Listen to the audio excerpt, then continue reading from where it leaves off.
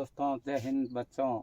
मैं आज 1975 आपातकालीन घोषणा के बारे में बताऊंगा। बड़ा ध्यान से सुनना, बहुत इम्पोर्टेंट प्रश्न है और आप सभी का RLB नेटवर्क पांचू में स्वागत है। इसी के साथ मैं 1975 में आंतरिक आपातकाल क्यों घोषित किया गया, इनके बारे में बड़े विस्तार से बताऊंगा। यानी 1975 में आंतरिक आपातकाल घोषित किया गया था। इसका क्या कारण था? तो 12 जून 1975 को यानी 1971 में जब इंदिरा गांधी चुनाव लड़ी, वह चुनाव रायबरेली से लड़ी थी। रायबरेली इंदिरा गांधी के सामने राजनारायण सिंह चुनाव लड़े थे। वो संयुक्त सोशलिस्ट पार्टी के थे, लेकिन इंदिरा गांधी ने राजनारायण सिंह को 1,11,000 मतों से पराजित कर दिया गया। लेकिन ये बात राजनारायण सिंह को पची नहीं और इसके इंदिरा गांधी के विरुद्ध इलाहाबाद उच्च न्यायालय में मुकदमा दायर किया गया। जो इंदिरा गांधी की जीत हुई है वो सही नहीं है। उन्होंने सरकारी खजाने का और सरकारी कर्मचारियों का दुरुपयोग करके जीत हासिल की है।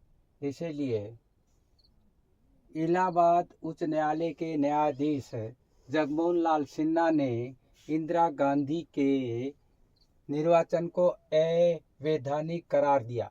राजनारायण की याचिका पर यह कार्रवाई की गई।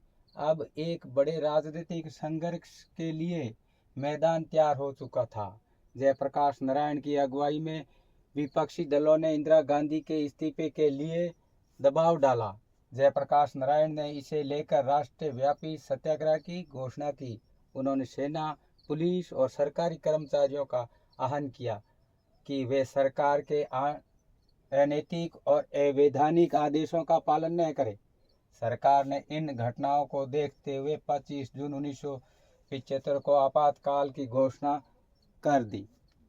तो इंदिरा गांधी को अवैधानिक करार दे दिया गया था। उन न्यायाधीश का नाम था जगमोहन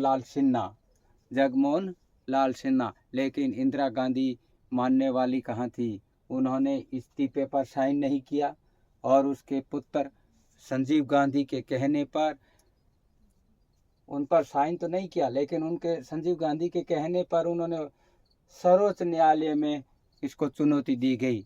सर्वोच्च न्यायालय के न्यायाधीश ने कहा कि इंदिरा गांधी प्रधानमंत्री पद पर बनी रह सकती है, लेकिन यह विपक्ष में कोई निर्णय नहीं ले सकेगी या दोनों सदनों की बैठक में संबोधित नहीं कर सकती। लेकिन विपक्षी दलों ने इसका दबाव बनाने के कारण इंदिरा गांधी ने आनन फानन में राष्ट्रपति शासन लागू कर दिया गया।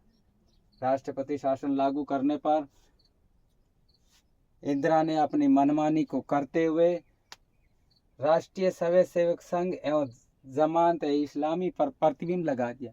राष्ट्रीय सेवा संघ के जितने भी कार्यकर्ता थे उनको जेलों के अंदर ठूस दिया गया। उन पर रोक लगा दी गई पूरी तरह से। जमात इस्लामी पर भी रोक लगा दी गई। प्रेस की स्वतंत्रता पर रोक लगा दी गई। इंदिरा गांधी ने कहा उस दिन रात्रि को समय जितने भी प्रेस विज्ञापति वाले थे उनको रात्रि के समय में लाइट को बंद कर दिया गया, उनकी लाइट को काट दिया गया, क्योंकि वह इंदिरा गांधी कहती थी जो भी सूचना देनी है वो सरकार से अनुमति ले।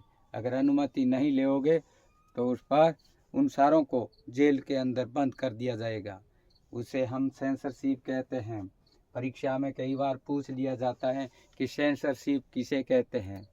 यानी प्रेस विज्ञापति को सरकार के द्वारा या सरकार से स्वीकृति लेना, उसे हम सेंसरशिप कहते हैं। सेंसरशिप किसे कहते हैं? एक नंबर का प्रश्न पूछ सकते हैं कि सेंसरशिप उसे कहते हैं सरकार के द्वारा या सरकार से स्वीकृति ले बगैर कोई सूचना या कोई प्रिंट नहीं छापा जाएगा। सरकार से स्वीकृति लेना जरूरी है, उसे हम सेंसरशिप कहते हैं। मौलिक अधिकारों पर प्रभाव। जब राष्ट्रपति शासन लागू हुआ, भारत में काला शासन लागू हो गया, तो उस समय जो मौलिक अधिकार थे अनुच्छेद 21, वो सारे निलंबित हो गए, वो सारे छीन लिए गए। ये सबसे पहले भारत में पहली बार 1975 में हुआ। इसके संवैधानिक उपचारों का अधिकार तथा न्यायालय पर सरकार का विरोध। जितने भी संवैधानिक संस्थाएं थी, अधिकार थे, न्यायालयों द्वारा सरकार का विरोध, सरकार ने न्यायालय का विरोध किया और इंदिरा गांधी ने सारे न्यायालयों पर उनकी जो कानून व्यवस्था थी उसमें परिवर्तन कर दिया। जो भी प्रधानमंत्री बनेगा, जो भी राष्ट्रपति बनेगा, उपराष्ट्रपति बनेगा, जो भी पद पर रहेगा, उसको हटाया नहीं जाएगा, उसके विरुद्ध किसी तरह का कोई मुकदमा दायर नहीं किया जाएगा। ये व्यवस्था लगभग 21 माह तक चलती रही और फिर मध्यकालीन चुनाव हुए। उसी चुनाव में इंदिरा गांधी को हार का मुंह देखना पड़ा और विपक्ष की सरकार बनी, और विपक्ष की सरकार ने इन सब जो कानून बनाए गए थे उनको वापिस नष्ट करके सेम जैसे था पहले वैसे हो गया, और वर्तमान में भी वैसे ही चल रहा है। तो ये है प्रश्न।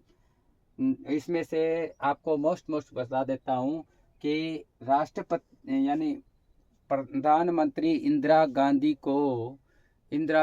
को आयरन लेडी के नाम से भी जाना जाता है, और भारत की प्रथम महिला प्रधानमंत्री श्रीमती इंदिरा गांधी थी। ये दो। और दूसरी बात, इसको माँ दुर्गा का अवतार भी कहा जाता है और इसके गूंगी बहरी गुड़िया भी कहा जाता है। तीसरी बात, इलाहाबाद के उस न्यायाधीश का नाम बताओ जो इंदिरा गांधी के सदस्यता को अवैधानिक घोषित किया था। उसका नाम है जगमोहन लाल सिन्हा।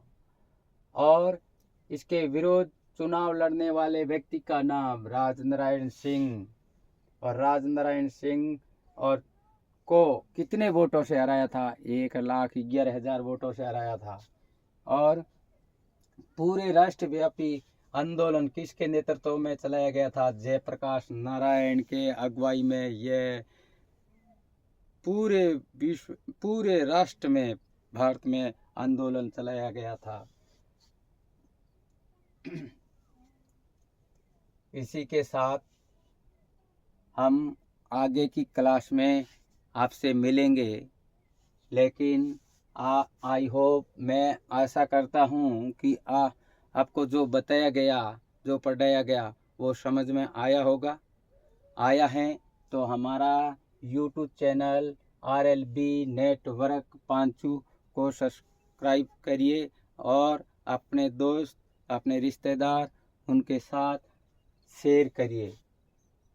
और आप अपने नोट्स बनाने के लिए इसकी स्क्रीनशॉट ले लीजिए, जिससे क्या है, याद करने में सरल रहेगा। इसी के साथ जय हिंद दोस्तों, नेक्स्ट क्लास में मिलेंगे।